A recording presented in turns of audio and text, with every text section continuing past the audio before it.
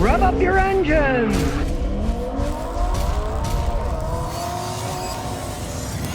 Electric vehicles are now costlier to charge than gasoline cars in many locations. Busting the myth, and everybody who has a brain in their head realized it was a myth anyway, said, oh, it's cheap to charge your electric car. There are no rules. People selling electricity can charge whatever they want. As people start buying more electric cars, and it's not even close, only a tiny percentage out there, right? As they do, the people selling them electricity will start raising their rates, just like I said. In some areas, instead of charging you by the kilowatt hour, which would be fair, you get so much energy for so much money, right? They are charging by the minute you're plugged into the machine. You're there for 60 minutes, you get 60 times whatever the rate is, right? And you might think, well, does that make a difference? Well, I'll tell you right now, it makes a big difference, because the fast chargers are supposed to charge your cars real fast, right? Guess what happens when a bunch of people charge? It goes slower, or they just don't work right. They charge slower. You have to understand with electric cars, they're not like you're just pouring gasoline in a car as fast as you can, right? When you plug a plug into an electric car, your electric car has to talk to the charging machine to see what shape is it in. Is the battery too hot? Is it too cold? For example, if your battery is too cold, it has to be warmed up first. So when you plug it into the charger, it might go 20 minutes and the only thing it's doing is warming up the battery. So instead of charging your car up in, say, 40 minutes, it might take 60 minutes or 70 minutes. You're paying by the minute, not by the kilowatt hour you're using, and you're going to get a big bill. And this is going to be happening more and more as more people, if they do buy electric cars, they got you by the short and curlies, right? You can be darn sure that the people who own them will find out how many are close. And if they find out they're the only real fast charger within 100 miles, they'll charge you whatever they want, because they know you can't make it 100 miles to the next fast charger, so you got to pay whatever they want. They got you by the short and curlies, right? One guy found out for every 100 miles, it cost them $17.10 to drive it. This is a truck, 100 miles using gasoline. $17.10 to drive 100 miles. Charging an electric truck, if you do it at home, costs $17.72. So it's only a little bit more expensive than buying a gasoline, right? So there's not that much of a difference, but it's still more expensive to charge it up.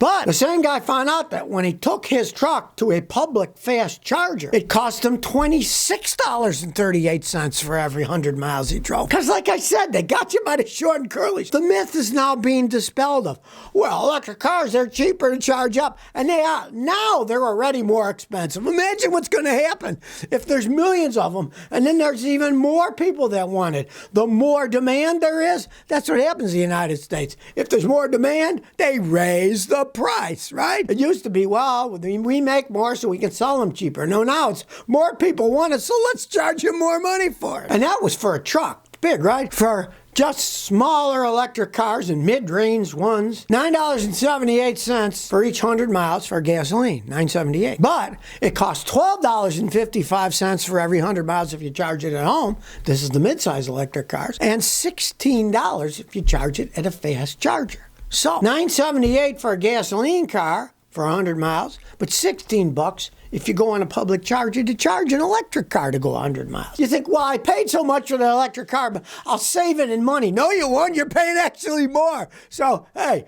let's start dispelling these myths about the crap how you're going to save money. It's only going to cost people more. Everything's going to be more. And then they talk about, wind power, right? Oh, wind turbines. Wind turbines are super expensive. And you'll find all the areas where they're wind turbines, the price of electricity goes up because they got to get their money back from building the wind turbines, and they're expensive to maintain. They don't last all that long, right? That's now. Imagine as time goes on, it'll get even worse. A nuclear power plant can last 60 to 80 years. These windmills, you're lucky if you get 12, 15 years out of them. So the cost will spiral even more as time goes on. Just as they are with electric cars. Originally, oh, look, it's cheaper to charge your electric car. That was a few years back. Now it costs more. And in the future, it'll probably be even worse. Whitehawk says, a lot of car manuals say to change brake fluid every 2 years. Do I really need to change it that often? No, you don't. It absorbs water vapor.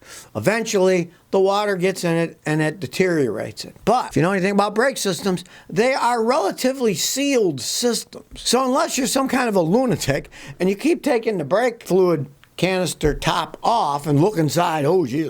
If you leave it closed and sealed, usually they're plastic and you see the level on the outside. Anyways, you put a flashlight next to it. Maybe every 5 or 6 years. You know, that lasts an awful long time. I mean, people just say, oh, change it every 2 years because they want your money. I remember when I was a kid, Breck used to have shampoos on TV. Wash your hair, rinse, repeat. Guess what? You wear out the shampoo twice as fast and the salt twice as much. Same thing. That's nonsense. You don't need to do it every 2 years. Sean Lindsay said, good morning, Scotty. I'm deciding between a 5-liter or 4.6 V8 F-150. What would you recommend?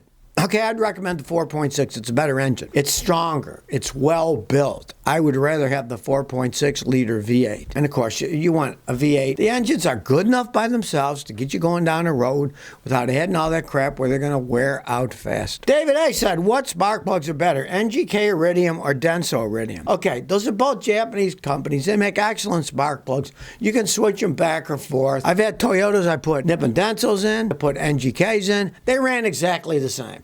They're both excellent companies. They make good spark plugs. Buy whatever one you can, as long as it's made for your car, the right number and everything. It really doesn't matter. They're both excellent spark plugs. Alex Pena says, Scotty, how do you feel about an '01 Nissan Maxima automatic, 216,000 miles with original engine and transmission? If you already own the vehicle, I would say, hey, great. Keep driving it, change the oil every 5,000 miles. Who knows how long it'll last? Because back in 2001, Nissan made a lot better vehicles than they're making today. 2000 is when Renault, the French company, started to take over, but they didn't start to make them really crappy for 8 or 10 years, you know. So that's a good vehicle. But on the other hand, if you're thinking about buying that thing, it's a 23-year-old vehicle with 216,000 miles. Don't pay much for it. If you can get it cheap, $1,500, $2,000, and it runs okay, why not? But don't overpay. It's an old car with a lot of mileage. Jack White says, Scotty, I used a nationally known car inspection service. They did a visual inspection, but they did not start the vehicle or drive it. They charged $300. I think I got ripped off. Man, did you get ripped off? God, that's unbelievable. A good mechanic's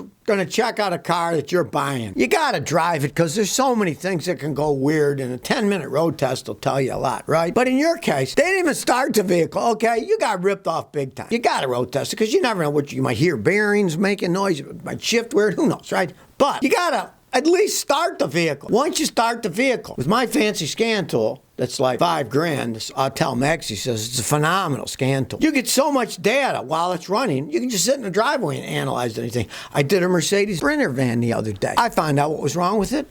Like that. Put the scan tool in, I start it up, then I go, okay, these things have catalytic converters, even though they're diesels, they still got cats, and they're notorious for clogging up, right? So I go to the data system, and it says idling and full load. So I put in idling, and I let it idle. I looked at the data for the catalytic converter, and the back pressure was normal. If it's red, it's bad. If it's black, it's good. So it was in the normal range, right? So then I clicked on the machine and went to loaded test. Then I put my foot on the brake, floored the accelerator, looked at the data, then the catalytic converter had 5 times the back pressure that it should have had, and it was glaring red at me, knowing that, okay, the catalytic converter's starting to clog up. I didn't drive it. Those machines just sitting there flooring it. You got ripped off, though. You didn't even start the car. I'd demand my money back if I were you. Veronica says, both back passenger doors don't open from the inside or out. Oh, boy, you're in a real pickle there. Make sure that they're unlocked. If they have the child safety lock things, right? Even if you unlock the button, the kids can't get out, right?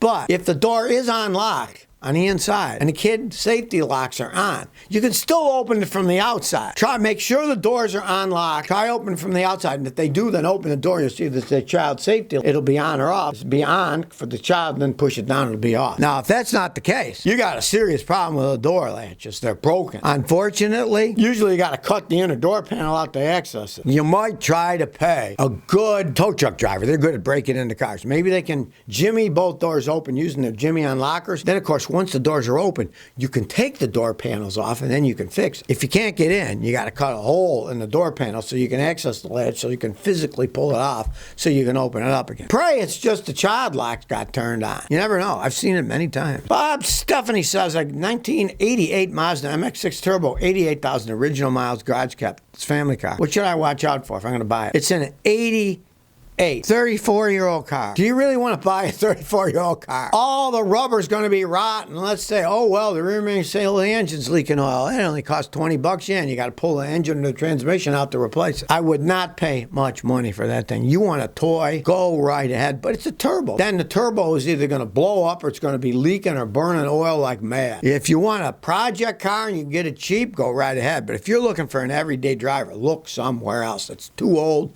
and it's a turbo. So if you never want to miss another one of my new car repair videos, remember to ring that bell.